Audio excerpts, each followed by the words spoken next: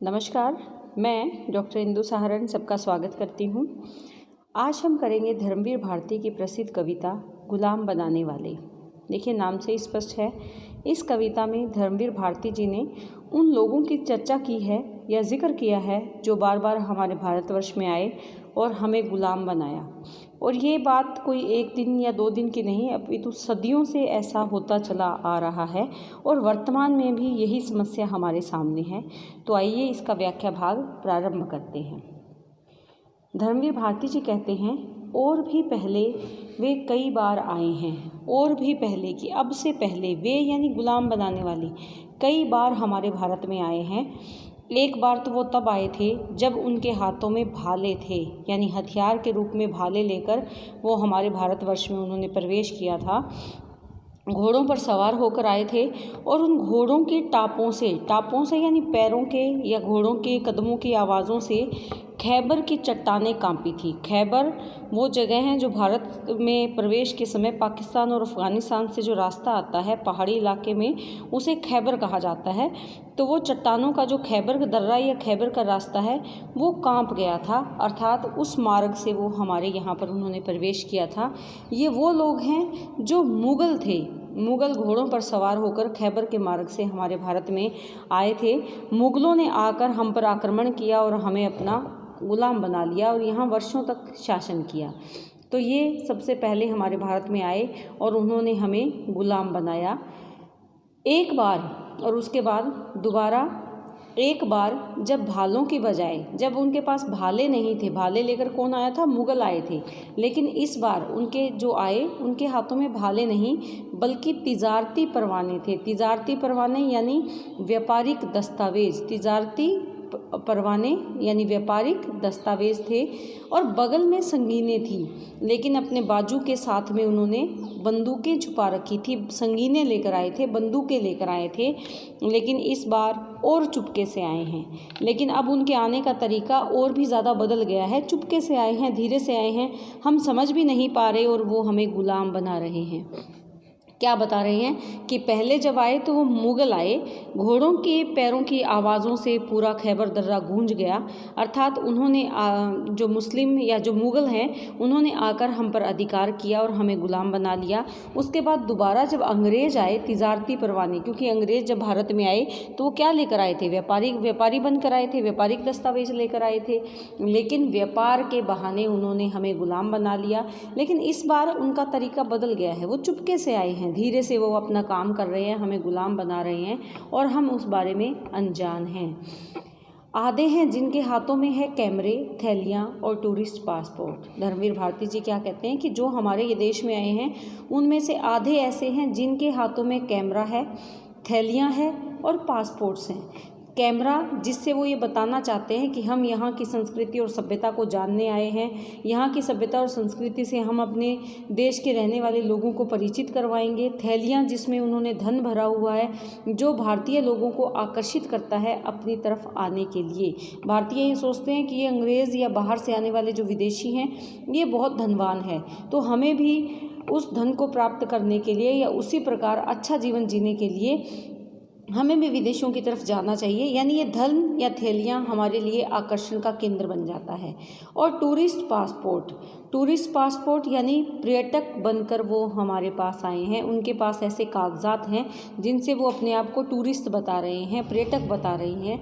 लेकिन क्यों आए हैं? हमें अपने देश की ओर, अपनी सभ्यता की ओर, अपनी संस्कृति की ओर आकर्षित करने के लिए। रंग बिरंगे फिल्में कि अब जो आए हैं उनके हाथ में रंग बिरंगी आकर्षक फिल्में जो बनाते हैं, वो फिल्में हमें आकर्षित करती हैं। आधे हैं जिनके पास रंग बिरंगे चेहरे हैं जिनको वे हुक्म के मुताबिक बदल सकते हैं। हुक्म यानी आदेश। आदेश कौन देता है? जो उनका मुख्य व्यक्ति है या जो उनका मुखिया होता है वो उन्हें आदेश देता है कि तुम्हें कैसे करना है। रंग बिरंगे चेहरे आते तो कुछ और बनकर हैं, लेकिन कोई आतंकवादी के रूप में सामने आता है या कोई अन्य विद्रोही के रूप में सामने आता है या किसी न किसी कारण से वो हमारे यहाँ के लोगों को गुमराह करते हैं। और कैसे? रंग बिरंगे चेहरे लगाकर, मुखौटे लगाकर, और जैसे उनके उच्च अधिकारी या जो उनके उच्च ओहदे पर बैठा हुआ व्यक्ति वो उन्हें आदेश देता है, वैसे ही उनका चेहरा बदल जाता है। दो आने वाले दूर किसी नगरी में छपे हुए पैम्पलेट, और अपने साथ क्या लेकर आए हैं? दो आने वाले, बहुत कम कीमत से बना सकते हैं पैम्पलेट्स यानी पर्चे। जो गलियों में आपने देखा होगा, कई जगह विज्ञापन के लिए जो पर्चे लगाए जाते हैं उन्हें पैम्पलेट्स कहा जाता है। ये पर्चे दूर किसी नगरी में कहीं छाप कर लाए हैं, विदेशों में या दूसरी किसी नगरी से छपवा कर ले आए हैं। और वो पैम्पलेट्स क्या कहते हैं? रोटी यानी रोजगार पैम्पलेट्स के ढेरों में ढक ढक कर आई है। रोटी और पैम्पलेट के ढेरों में ढक ढक कर आई है। क्या ढक कर आई है?